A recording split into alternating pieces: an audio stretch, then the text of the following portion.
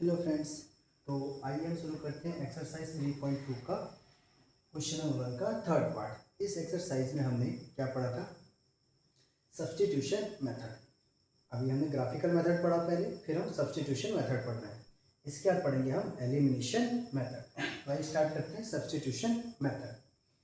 देखिए क्वेश्चन क्या है। क्वेश्चन नंबर 1 का मैंने फर्स्ट और सेकेंड पार्ट आपको करा दिया था, तो अब स्टार्ट करते हैं हम थर्ड पार्ट से। आइए देखते हैं। The coach of cricket team buys 7 bats and 6 balls for rupees 3800 यानी कि 3800 फुल स्टॉप। लेटर सी बाइज, बाद में उसने क्या बाय किया? 3 bats and 5 balls for rupees 1750। ठीक है। Find the cost of each bat and each ball. तो आपको मैंने एक तरीका बताया है, कभी भी फाइंड करने वाली चीज को ही देखना है। फाइंड करना है each bat and each ball, यानी कि एक बैट और एक बॉल का प्राइस। तो हम उसी को लेट करेंगे। तो सॉल्यूशन क्या करेंगे? लेट प्राइस ऑफ या कॉस्ट ऑफ, कॉस्ट बोला तो आप कॉस्ट लेट कर सकते हैं। Let cost of one bat, क्या मान लेते हैं उसे? एक्स। क्या मान लेते हैं उसे? X. And cost of one ball, क्या मान लेते हैं उसे? वाई। जो भी चीज हमें फाइंड करने को दी होती है उसी को हम लेट कर लेते हैं। तो ईच बैट यानी कि एक बैट और ईच बॉल यानी कि एक एक बॉल का प्राइस निकालना है। तो हमने कॉस्ट मान लिया एक बैट का एक्स और कॉस्ट ऑफ वन बॉल का वाई। अभी बताइए, अगर एक बैट का कॉस्ट एक्स है तो 7 बैट का कॉस्ट कितना होगा? 7x। अगर 8 बैट्स 10 रुपए में लाए हैं तो 7 बैट 70 रुपीज़ में लाएंगे। मल्टीप्लाई करनी है। सेम कॉन्सेप्ट यहाँ लगाते हैं तो क्या हो जाएगा? अकॉर्डिंग टू क्वेश्चन, एक बैट एक्स तो 7 बैट का कॉस्ट 7x एंड 6 बॉल, यानी कि साथ में 6 बॉल खरीद के लाए हैं। तो एक बॉल वाई का तो 6 बॉल 6 वाई का। कितने रुपीज में खरीदा हमने? टोटल रुपीज हमारे पास 3800। ये हो गई इक्वेशन 1। अब सेकेंड इक्वेशन क्या बन रहा है? 3 bats and 5 ball. 3 bat and 5 ball, ये हम कितने खरीद के लाए हैं? 1750। इक्वेशन समझ में आया कैसे बनाया हमने? इसको यहाँ पे क्वेश्चन, जैसे बोर्ड एग्जाम में आपका ये क्वेश्चन आता है, तो अगर इसमें मेथड लिखा हुआ है आगे कि बाय सब्स्टिट्यूशन मेथड से करें तो आप उससे करेंगे, बाय ग्राफिकल मेथड से करें तो आप उससे करेंगे, और अगर एलिमिनेशन मेथड लिखा हुआ तो आप उससे करेंगे। यहाँ पे कोई मेथड नहीं लिखा है तो हम किसी से भी कर सकते हैं, बट हम इस यहाँ पे पढ़ रहे हैं सब्स्टिट्यूशन मेथड, तो हम किससे करेंगे? सब्स्टिट्यूशन मेथड से। सब्स्टिट्यूशन मेथड में क्या था? कहीं से भी x की वैल्यू निकाल लें किसी भी एक इक्वेशन से और दूसरी इक्वेशन में पुट कर दें, यानी कि सब्स्टिट्यूट कर दें। यहाँ से वैल्यू निकाल कर यहाँ पे सब्स्टिट्यूट कर दें। बट प्रॉब्लम हमने क्या बताया था? हम वहाँ से वैल्यू निकालेंगे जहाँ पे कोई एक x या y अकेला हो। बट यहाँ पे भी 7 मल्टीप्लाई है, यहाँ पे 6 मल्टीप्लाई है। कहीं भी ऐसी जगह नहीं है जहाँ पे x और y क्या हो? अकेले हो। तो ऐसी कंडीशन में आप कहीं से वैल्यू निकाल सकते हैं। चलिए यहीं से निकाल लेते हैं। फ्रॉम फर्स्ट, देखिए 7x plus 6y is equal to 3800। तो 6y को उधर भेज दें। 7x इक्वल टू हो जाएगा 3800 माइनस 6y। x की वैल्यू चाहिए मुझे, तो 7 को उधर भेज दें। मल्टीप्लाई में तो उधर जाके डिवाइड में हो जाएगा, मल्टीप्लाई में तो उधर जाके डिवाइड हो जाएगा। इसे करते थे इक्वेशन थर्ड। ये वैल्यू सब्स्टिट्यूट कर देंगे किसमें? सेकेंड में। तो हम लिखेंगे सब्स्टिट्यूट, क्या लिखेंगे हम? Substitute value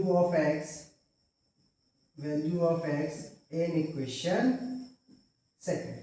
in equation second. हम x की वैल्यू कहाँ पुट कर रहे हैं, सेकंड में। देखिए ध्यान से, 3 x की जगह पे क्या पुट करना है, ये पूरी वैल्यूज।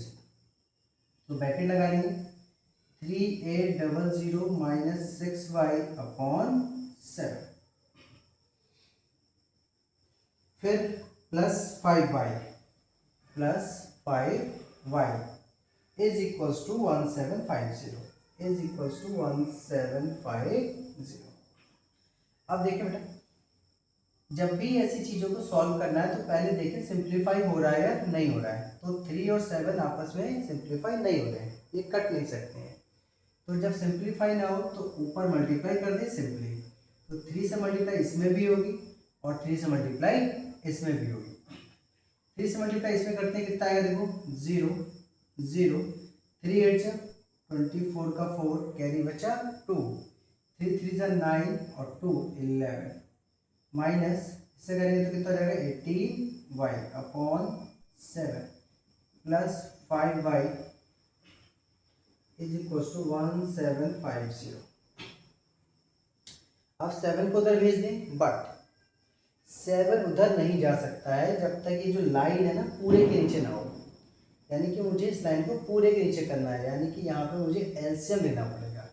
इसके नीचे कुछ नहीं तो क्या मान लेंगे हम, 1। 7 और 1 का एलसीएम लेंगे तो क्या आएगा, 7 ही आएगा।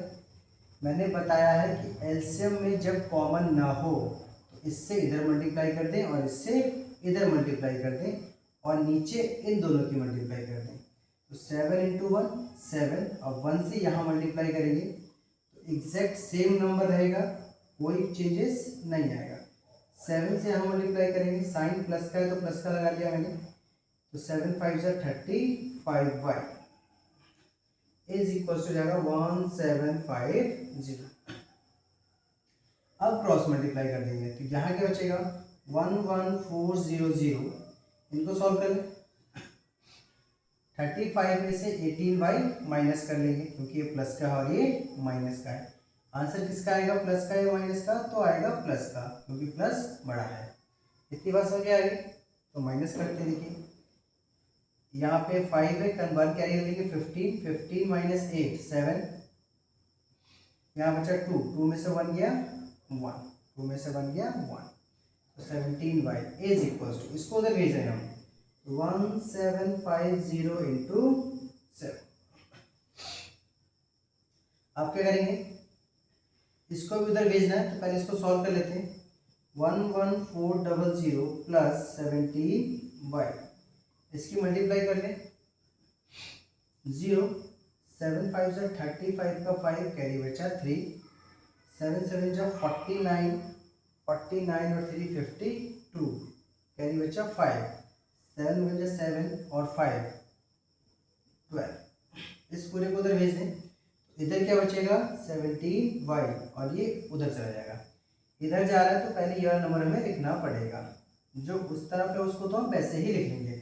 अब ये उधर जाएगा तो माइनस का हो जाएगा 11400, 17y is equal to, minus कर लेते हैं, 0 से 0 माइनस करेंगे 0, 5 से 0 माइनस करेंगे 5, 4 से 4, 2 से 4 माइनस होगा नहीं, 1 कैरी ले लेंगे तो 12, 12 से 4 जाएगा 8, यहाँ ये बचा 1 क्योंकि 1 कैरी जा चुका था, 1 से 1 माइनस करेंगे 0, 1 से 1 माइनस करेंगे 0, तो 0 को लिखने की जरूरत नहीं है। तो क्या आया हमारे पास, 17y इक्वल्स टू 850। आगे इसका स्क्रीनशॉट ले लीजिए, फिर मैं इसे इरेज करता हूँ।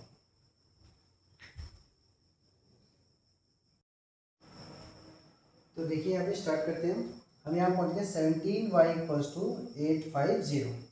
अब क्या करेंगे, हम y को इधर रखेंगे और 17 को इधर भेजेंगे, तो ये मल्टीप्लाई में तो उधर जाके डिवाइड हो जाएगा अपॉन 17, क्या 17 से डिवाइड हो जाएगा, यस 17 5 जा 85 और एक 0 था तो हमने 0 लगा दिया, तो y की वैल्यू कितनी आ गई 50। अब इस वैल्यू कहाँ पुट कर देंगे, थर्ड में, तो लिखेंगे substitute y equals to 50 in equation third में पुट कर लेते हैं। थर्ड क्या हमारे पास x equals to 3800 minus 6y, तो 6 इंटू 50 अपॉन 7। सॉल्व करते हैं इसे, तो ये ऐसे ही रहेगा। एडिसेट 83800 माइनस इसकी मल्टीप्लाई करेंगे 6 5 सा 30 और एक जीरो था ना, जीरो हमने लगा दिया अपॉन 7। तो कितना आएगा देखो, x इक्वल्स टू माइनस कर लेते हैं इसको, जब इसमें से माइनस करेंगे जीरो से जीरो गया जीरो, सेकंड जीरो गया जीरो, 8 से 3 जाएगा 5 और ये बचा हमारे पास 3 अपॉन 7। इसको कट कर लेंगे, 7 5 सा 35 और 2 जीरो। तो हमारे हम देख रहे हैं कि जो हमारे पास x की वैल्यू आई कितनी आई है 500 और y की वैल्यू कितनी आ गई 50। तो हमने x क्या माना था, बैट का कॉस्ट, और y क्या माना था हमने, बॉल का कॉस्ट। तो कॉस्ट ऑफ बैट कितना आ गया, कॉस्ट ऑफ वन बैट कितना आ गया हमारे पास 500 रुपीज़ 500, और कॉस्ट ऑफ वन बॉल कितना आ गया हमारे पास ₹50। बात समझ में आई? इजी था क्वेश्चन, टफ नहीं था। अब हम बढ़ते हैं अपने नेक्स्ट क्वेश्चन की तरफ। क्वेश्चन नंबर 3 के फोर्थ पार्ट से स्टार्ट करते हैं। क्या है हमारा fourth part, the taxi charges in a city consist of a fixed charge together with the charge for the distance covered. It means जो टैक्सी है वो फिक्स्ड किलोमीटर कुछ पैसे ले रहा है और फिक्स्ड किलोमीटर के बाद जो चल रहा होगा उसका भी कुछ पैसे ले रहा होगा। बोला है फिक्स्ड चार्ज तो है, जैसे ऐसा मान लो कि मैं कहीं जा रहा हूँ, सपोज करो कि मैं टैक्सी चला रहा हूँ, टैक्सी वाले मेरा फिक्स्ड चार्ज है कि मैं अपना चार्ज लूँगा 500, उसके बाद आपको जहाँ भी जाना होगा किलोमीटर के हिसाब से आप मुझे देंगे। ठीक है, तो वही बोल रहा है कि फिक्स्ड चार्ज तो है पर साथ में डिस्टेंस के हिसाब से भी पैसे ले रहा है। ठीक है, आगे बढ़ते हैं। For a distance of 10 kilometre, जब वो 10 किलोमीटर चला, द चार्ज पेड ₹105, तो 105 रुपये दिए उसने। तो कैसे दिए होंगे समझो, 10 किलो हो सकता है कि पर किलोमीटर का जो रेट हो कुछ भी हो सकता है। मान लेते हैं एग्जाम्पल 10, तो 10 किलोमीटर जाएगा तो कितने रुपीज़ हो गए 100, और बाकी जो पैसा है 5 रुपये, मान लेते हैं वो मेरा फिक्स चार्ज था कि भाई मैं फिक्स चार्ज लूँगा 5 रुपये। ठीक है, बाकी मैं क्या है फिक्स चार्ज लूँगा 5 रुपये। तो आइए इसमें देखते हैं हम कैसे क्वेश्चन बनेंगे। तो मैंने आपको तरीका बताया कि सबसे पहले आपको लेट करना होता है एक्स और वाई। अब कहाँ से लेट करें, तो आप क्वेश्चन ढूंढो कि कहाँ पे फाइंड करने को लिखा है, वो लास्ट में लिखा होगा What are the fixed charges and the charges per kilometer, बस यही लेट करना है। तो लेट कर लेंगे, let fixed charges amount, let fixed charge क्या मान लिया मैंने ₹x, क्या मान लिया मैंने ₹x, and charge per kilometre की 1 किलोमीटर का इतना रुपये होगा, जैसे 10 रुपये चल रहा है नॉर्मली तो 10 रुपये, तो वही चीज़ है। पर किलोमीटर क्या मान लिया मैंने ₹1। तो अकॉर्डिंग टू क्वेश्चन, अब हम पहले क्वेश्चन लाते हैं। क्या कह रहा है पहले क्वेश्चन, कितने रुपये पे किए 105, जिसमें कितने किलोमीटर चला है वो 10 किलोमीटर। तो 10 किलोमीटर चला है, 1 किलोमीटर का बाई, तो 10 किलोमीटर का 10 बाई। ठीक है, अब क्या है यहाँ पे कि हम x भी पे करेंगे। x क्या है, जो मेरा फिक्स चार्ज होगा, जो ड्राइवर का चार्ज होगा वो भी तो देना पड़ेगा। तो फिक्स चार्ज प्लस पर किलोमीटर का चार्ज, और ये बराबर आ रहा है मेरे पास 105। ये हो गई क्वेश्चन 1। सेकंड देखिए, सेकंड कितने किलोमीटर चल रहा है 15 किलोमीटर, तो x फिक्स चार्ज तो देना पड़ेगा ड्राइवर का, प्लस 15 किलोमीटर चल रहा है तो पर रुपये के हिसाब से वो देगा, पर किलोमीटर के हिसाब से। और कितना पे कर रहा है वो हमारे पास 155। ठीक है, तो अब क्या करेंगे, हमने आपको तरीका बताया है कि आप कहाँ से वैल्यू निकालेंगे, सब्स्टिट्यूशन मेथड से कर रहे हैं इसे। कहाँ से वैल्यू निकालेंगे, जहाँ पे कोई अकेला हो, तो यहाँ भी अकेला है और यहाँ भी x अकेला है। तो आप यहाँ से भी निकाल सकते हैं और यहाँ से भी निकाल सकते हैं, तो हम फर्स्ट से ही निकाल देते हैं। तो लिखेंगे फ्रॉम फर्स्ट एक्स की वैल्यू निकालनी, तो उसको उधर भेज दें। एक्स इक्वल टू क्या हो जाएगा 105, भाई ये तो पहले आ गया, अब ये उधर जाएगा तो ये प्लस का है, तो उधर जाके माइनस का हो जाएगा। इसे कर लेंगे क्वेश्चन थर्ड। अब हम इस वैल्यू को इसमें सब्सटीट्यूट कर देंगे। क्या लिखेंगे, substitute value of x in equation second. तो देखो क्या हो जाएगा, x की जगह पे क्या पुट करना है हमें, x की जगह पे करना है 105 माइनस 10y, 105 माइनस 10y, उसके बाद प्लस के बाद 15y plus 15y is equals to कितना है हमारे पास 155 इतनी बात समझ आ गई। अब जो सॉल्व कर रहे हैं सॉल्व कर सकते हैं। देखो 105 10y और ये 15y, ये माइनस का और ये प्लस का, तो 15 में से 10 जाएगा, बचेगा 5y प्लस का, क्योंकि प्लस वाला बड़ा है। इसको उधर भेज देते हैं, तो इधर क्या बचेगा 5y इक्वल्स टू, पहले उस चीज को लिख लेते हैं, अब इसको उधर भेजेंगे तो माइनस का हो जाएगा 105, तो 5y is equals to minus कर लेंगे तो कितना आएगा 50, कितना आएगा 50। y को इधर रखेंगे, 5 को उधर भेज देंगे तो कितना हो जाएगा, डिवाइड में जाएगा, 5 वन जा 5, तो 5 की वैल्यू y की वैल्यू क्या आ गई 10, y की वैल्यू क्या आ गई 10, यानी कि हमारा चार्ज पर किलोमीटर कितना आ रहा है 10 रुपीज़, मतलब पर किलोमीटर के हिसाब से 10 रुपये ले रहा है, जो मैंने नॉर्मली बोला था वो बात सही हो गई।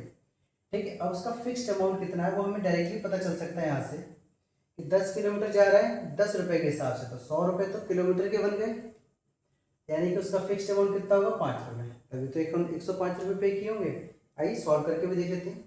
इस इक्वेशन वैल्यू कहाँ पुट करेंगे हम, इक्वेशन थर्ड में। आप इसका स्क्रीनशॉट लीजिए, मैं इधर रख कर देता हूँ इक्वेशन थर्ड में। तो substitute y equals to 10 in equation third क्या थी इक्वेशन हमारे पास, x equals to 105 minus 10y, तो y की जगह पे क्या आ जाएगा 10, x की वैल्यू आ जाएगी 105 माइनस 10 इंटू 10 100, तो x की वैल्यू क्या आ गई 5। तो x क्या था हमारा फिक्स्ड चार्ज, तो देयरफॉर लिख देंगे फिक्स्ड चार्ज कितना आया ₹5, और चार्ज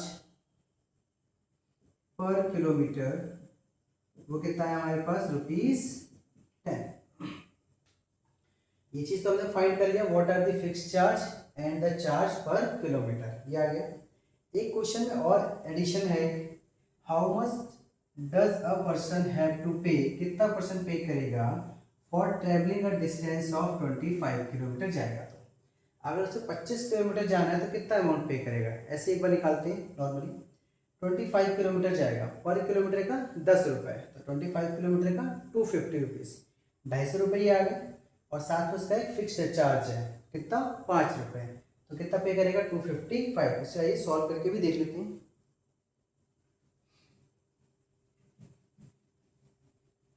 इसको जब हम सॉल्व करेंगे तो कितना आएगा, तो according to question condition third हो गई हमारे पास, तो कितना हमारे पास have to pay for travelling a distance of 25 kilometre, तो लिखेंगे फॉर 25 किलोमीटर क्या आएगा बच्चा हमारे पास x प्लस 25 इंटू वाई, यही तो आएगा भाई, fix charge plus kilometre into पर किलोमीटर का रुपीस, कितना आ जाएगा भाई, फिक्स चार्ज कितना है 5 और पर किलोमीटर कितना दे रहा है 10। सॉल्व कर लेते हैं, 5 प्लस 250 यानी कि आ जाएगा हमारे पास ₹255। क्लियर हो गई बात। आइए हम बढ़ते हैं अपने फिफ्थ पार्ट की तरफ। आइए तो नेक्स्ट क्वेश्चन पे चलते हैं, क्वेश्चन थर्ड का फिफ्थ पार्ट। क्या है क्वेश्चन, देखो यहाँ से कुछ क्वेश्चंस के टाइप स्टार्ट हो रहे हैं। क्वेश्चन के टाइप से हमारे एनसीईआरटी में एक फ्रैक्शन का क्वेश्चन है, फिर हमारे पास अमाउंट का क्वेश्चन होगा रुपीज़ वाला, कुछ हमारे पास जो क्वेश्चन है वो एज के क्वेश्चन है, तो कुछ टाइप्स हैं, तो एक एक टाइप के क्वेश्चन सारे कर लेते हैं ताकि हमारी प्रैक्टिस हो जाए। आइए देखते हैं। A fraction becomes 9 by 11 if 2 is added to both numerator and denominator. तो न्यूमरेटर क्या होता है जो ऊपर लिखते हैं, डिनोमिनेटर क्या होता है जो नीचे लिखते हैं. If 3 is added to both numerator and denominator, it becomes 5 by 6. तो सबसे पहले हम आते हैं, हमें लेट क्या करना है, क्या बोला है, फाइंड द फ्रैक्शन. तो हम इसी को लेट कर लेंगे, let fraction equals to x upon y. भाई फ्रैक्शन लेट करना था तो हमने लेट कर लिया x upon y, x numerator और y डिनोमिनेटर. आइए देखते हैं क्वेश्चन क्या कह रहा है कि फ्रैक्शन बिकम्स 9 by 11. अच्छा, अकॉर्डिंग टू क्वेश्चन क्या कह रहा है कि 9 by 11 हो जाएगा. कब, यदि 2 इज एडेड टू बोथ, 2 दोनों में ऐड करें, ऊपर भी और नीचे भी. तो ये बन गई हमारी इक्वेशन फ्रैक्शन में. तो हम क्रॉस मल्टीप्लाई कर लेते हैं, 11 इधर आएगा और ये इधर जाएगा. देखिए कैसे होगा, x प्लस 2 के साथ 11 की मल्टीप्लाई, ये उधर जाएगा तो 9 इंटू वाई प्लस 2 मल्टीप्लाई कर लेते हैं. जब कोई भी चीज़ ब्रैकेट में मल्टीप्लाई होती है तो दोनों के साथ मल्टीप्लाई होगी. तो 11x plus 22 is equals to 9y plus 18. एक x को इस तरफ ले आते हैं और नंबर को इस तरफ कर देते हैं. तो क्या होगा, 11x ये इधर आ जाएगा तो माइनस का 9y. माइनस से क्यों हुआ, क्योंकि ये प्लस का था. इधर क्या बचेगा, अगर ये हट गया तो 18, इसको उधर भेज देते हैं तो प्लस का तो जाके माइनस हो जाएगा.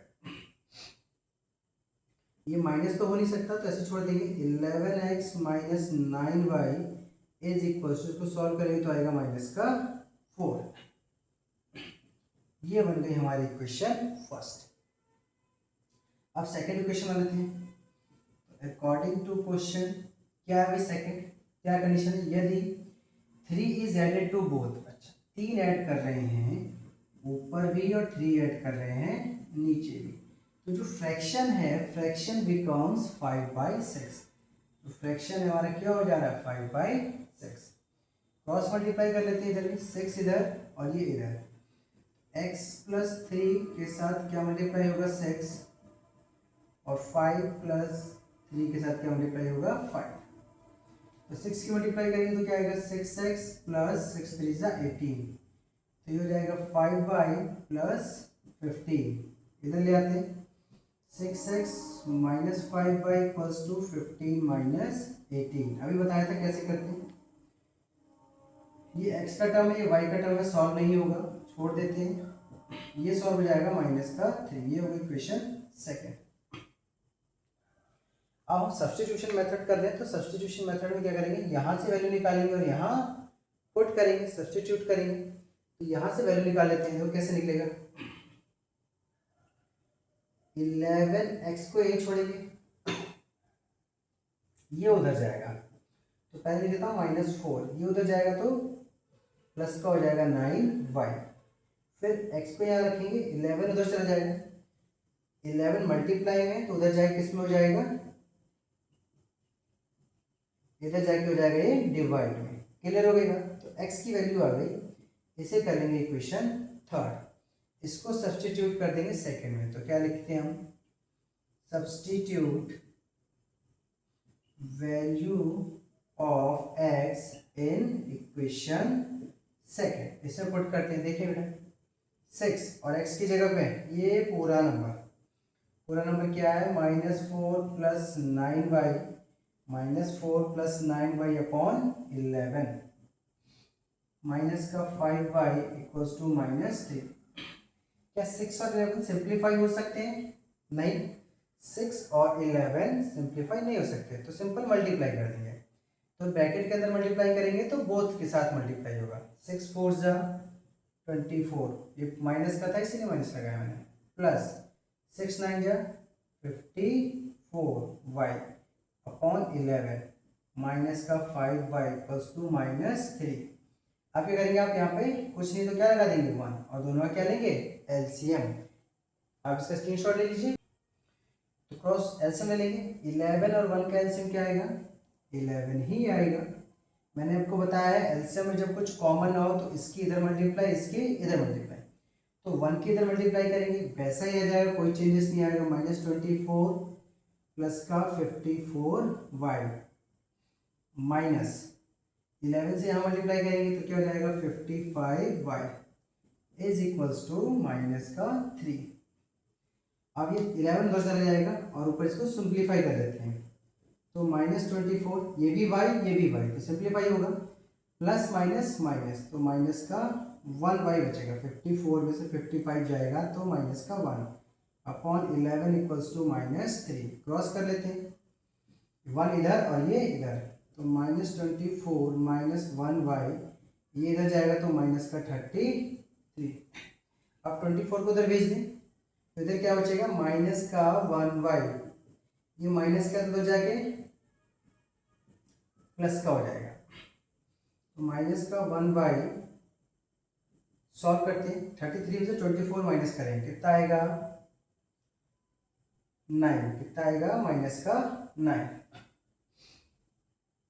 माइनस से माइनस कट गया तो y की वैल्यू क्या आ गई 9, 1 का कोई वैल्यू नहीं होता तो मत लिखो, y की वैल्यू क्या आ गई 9। अभी वैल्यू कहाँ सब्स्टिट्यूट करेंगे, इक्वेशन थर्ड में, इक्वेशन थर्ड में सब्स्टिट्यूट करके हम x की वैल्यू फाइंड आउट करेंगे। इस वैल्यू को पुट करते हैं इक्वेशन थर्ड में, तो सब्स्टिट्यूट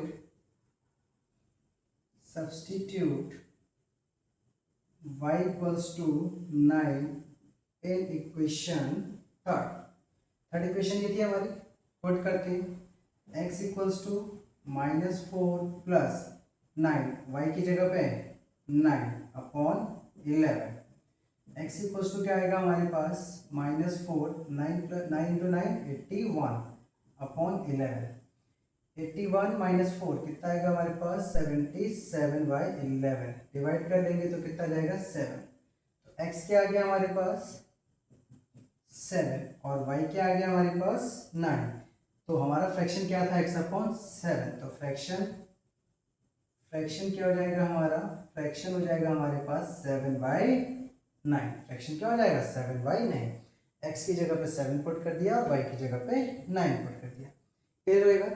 ये हमारा एक्सरसाइज 3.2 कंप्लीट हो गया, जिसमें हमने सब्स्टिट्यूशन मेथड को पढ़ा है, ठीक है। अब आइए, तो आइए friend third question number third का 6th पार्ट देखते हैं, ये हमारा लास्ट पार्ट है, इसके बाद पढ़ेंगे हम एलिमिनेशन मेथड, ठीक है। आइए देखते हैं, 5 years hence the age of Jacob will be 3 times that of his son, मतलब कह रहा है कि 5 साल बाद जो जैकोब की एज होगी वो अपने सन से 3 टाइम्स होगी। सेकेंड पार्ट में कह रहा है कि 5 years ago, 5 साल पहले जैकोब की जो एज थी वो 7 times that of his son, मतलब अपने बेटे के 7 गुना थी।